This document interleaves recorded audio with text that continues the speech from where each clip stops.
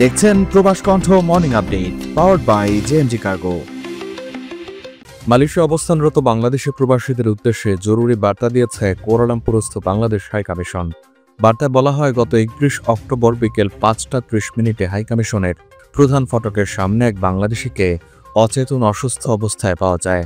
তার সঙ্গে কোনো পরিচয়পত্র তথা পাসপোর্ট, এনআইডি বা মোবাইল ফোন কোনো কিছুই ছিল না।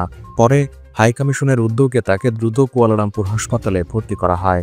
বর্তমানে তিনি সেখানে চিকিৎসাধীন আছেন। হাসপাতালের দায়িত্বপ্রাপ্ত চিকিৎসকের বরাত দিয়ে হাইকমিশন জানিয়েছে, ওই ব্যক্তি মানসিকভাবে অসুস্থ এবং এখনও স্বাভাবিকভাবে কথা বলতে পারছেন না। নিজের নাম কিংবা পরিচয় জানাতে পারেননি। তার হাত ও পায়ে আঘাতের চিকিৎসা চলছে। হাইকমিশনের পক্ষ থেকে বলা হয়েছে, চিকিৎসার অগ্রগতি সম্পর্কে নিয়মিতভাবে হাসপাতাল ও চিকিৎসকের সঙ্গে যোগাযোগ রাখা হচ্ছে।